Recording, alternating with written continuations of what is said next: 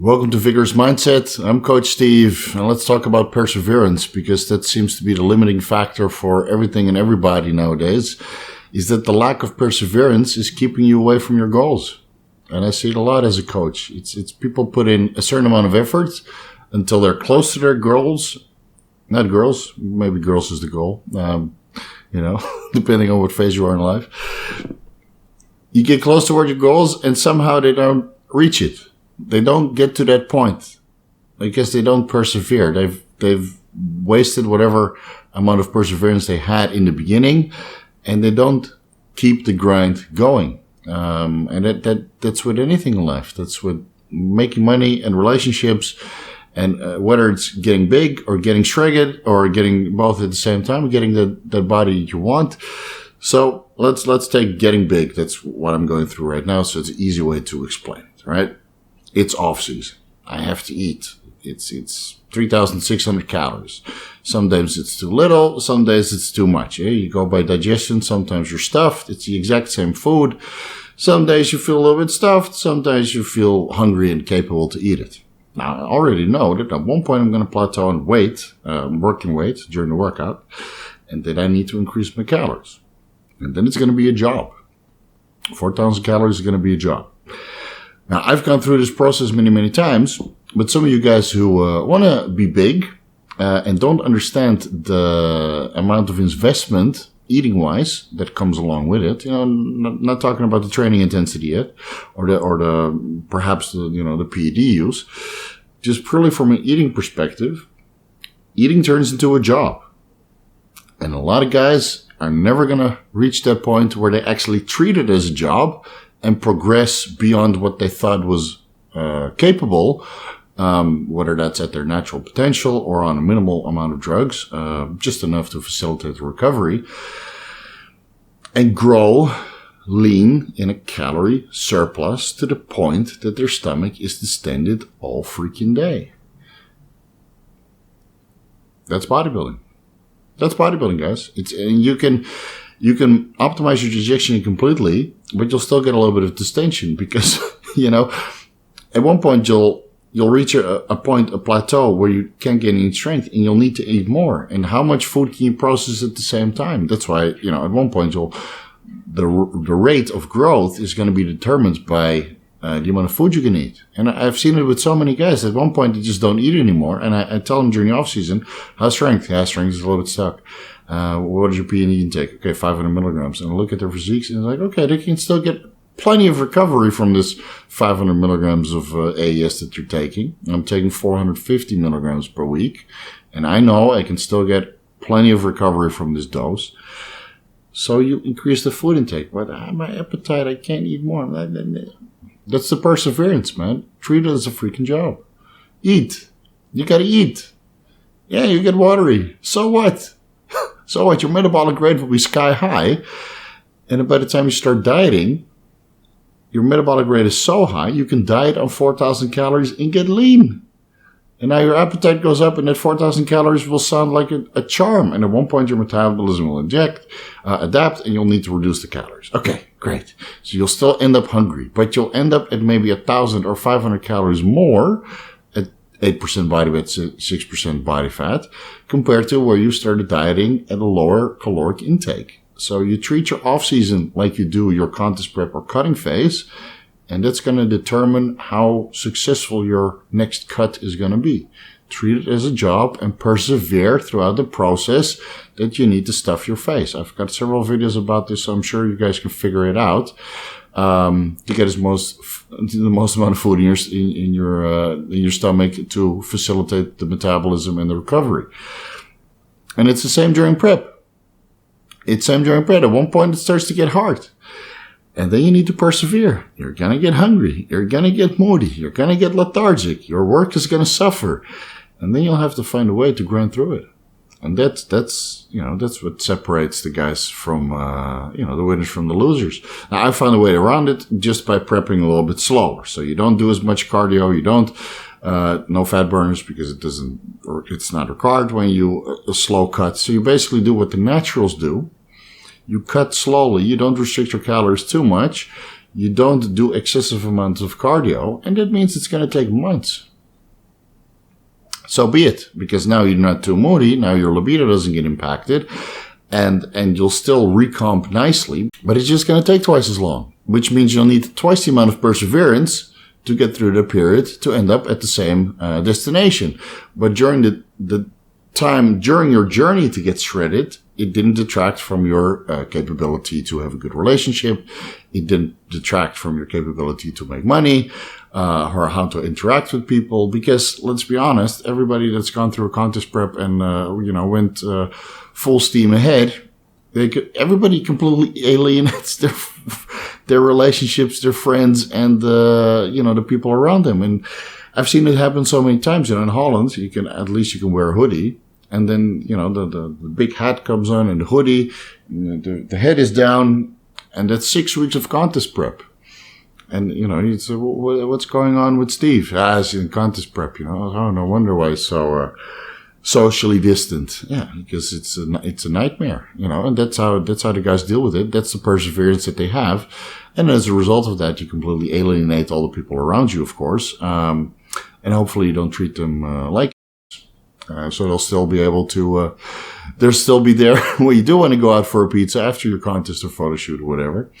So this perseverance, you'll have to find a balancing act between relationships, making money, and the goals that you have, and make sure that it doesn't detract from each other, because you can go all in into your contest prep, but you take the perseverance away from other aspects. So I always tell people to find a nice balance, unless there's something to win at the end of the journey, whether it's a pro card or prize money or reputation. Yeah, then you can go all in and persevere to the very last straw. And then you're probably ready for a little holiday after your contest prep.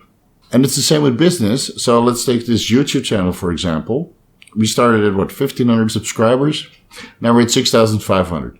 I still didn't break the 10,000 subscriber mark.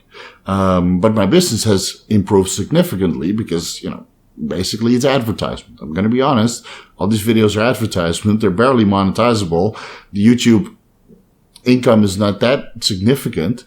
But the amount of clients that I get by putting these YouTube videos out, and I was able to get a sponsorship, for example, that all contributes to your income.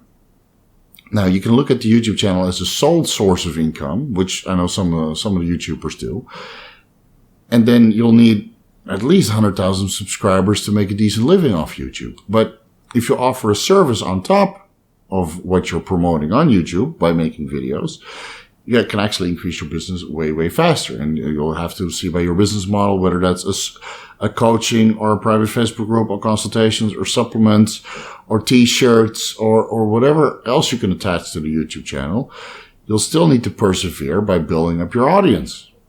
And the more your audience grows, the more income potential you have. Right? It's not guaranteed potential or guaranteed income because, like, for example, during the COVID problems, right? So I'm building up my YouTube channel. Everything is going good. I'm slowly increasing clients. And then gyms closed down worldwide.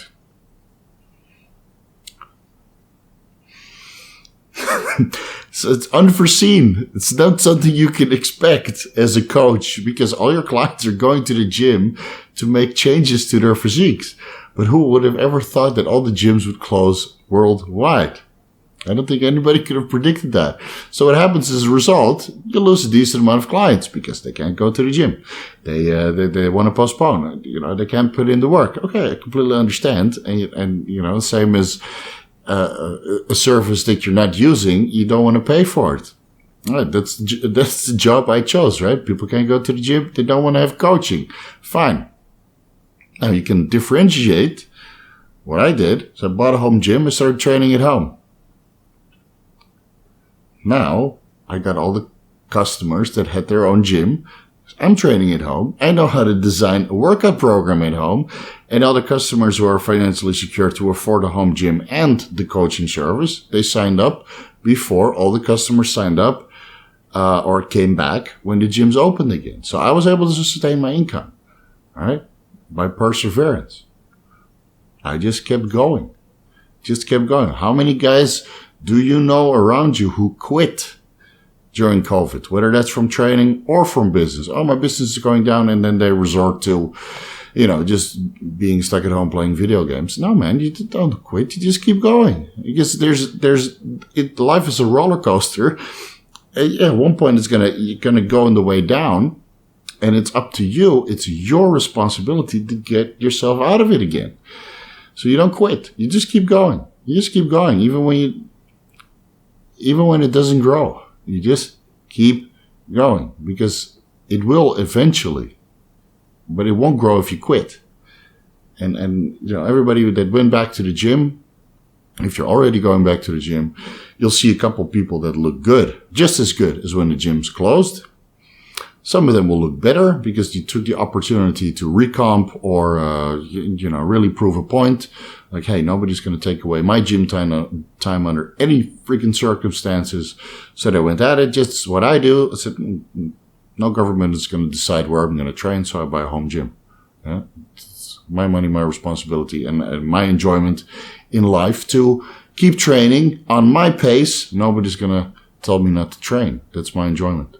Nobody's going to take away from that. And I have to break the bank to buy a home gym. Okay, too bad. In the end, for me, it was an investment because I was able to get clients that also have a home gym, which surprised me. I didn't plan for it, but luckily and surprisingly, I was able to sign a decent amount of people who had their home gym and understood that I'm just as passionate about training as they are. So I was able to extend my business that way. And now with the relationships, there's probably a whole different video for a whole different subject. But again, it's relationships can be a roller coaster, and you got to persevere. And what I noticed with some people is that because internet is so easy, right? If you don't like it, just click it, or you dislike, and the decision-making process through the internet is so easy. You swipe left, I like it. Swipe right, I don't know if Tinder works. It could be probably the opposite way. But you start judging people very easily. You hit the dislike button, or you put the like button, you swipe one way, or, you dismiss, or you click it, or you block them. But in the real world, it doesn't work that way.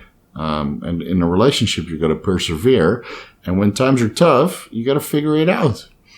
A lot of people went through relationship drama now because of the COVID, and, you're stuck at home with your partner all day. Whereas before you would work and you would have limited time together, and now during the COVID period you're stuck together at the house. Maybe both of you lost your job and going through financial issues, but you're not the enemy of each other. Your employer and COVID is the enemy, but your wife or your partner or you is not the enemy. But don't treat it as such. You got to persevere and make sure that aspect, that the only aspect that you still have some say in, basically, in situations like this, that remains intact. You got to keep that intact, and you do that with perseverance. You don't bring these excuses into your love life. It has nothing to do with your love life. It's the outside world that's ruining it for you, and you got to keep that going. That's up to you. Unless you're in a relationship. Okay. Maybe want to start shopping around a little bit. But if your relationship was good before COVID and now you're stuck together all the time and it's you get a little bit of friction because you're together all the time. No, man. No. That's the relationship you choose through thick and thin. And whether that's thick right now or thin, I'm not really sure. You just figure it out and persevere through it, because at one point you'll be able to go to work and gyms will open, and you'll go to the restaurants and have, you can catch up on romantic dinners, and then you're happy that you persevered and make that relationship work through this difficult time.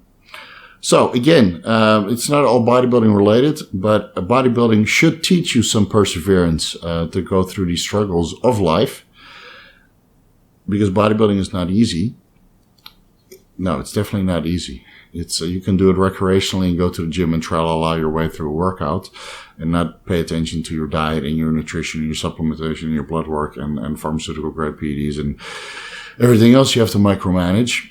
But if you're the kind of guy or the kind of girl that micromanages everything and persevere through the most difficult and most asinine situations that the world throws at you, you're going to be the one that reaches the goals, or everybody else does not. And I hope that helps. Yeah, and before I forget, some of these videos might seem a little bit random, but it's just situations that I go through with my clients. In the end, I'm a coach and I help people one-on-one.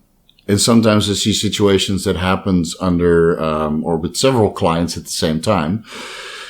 So I just record a video and address everything. And you might think that it's completely irrelevant in your situation. I'm sorry, you don't have to watch all the videos. But it will definitely be relevant to the situations that some of my clients are in.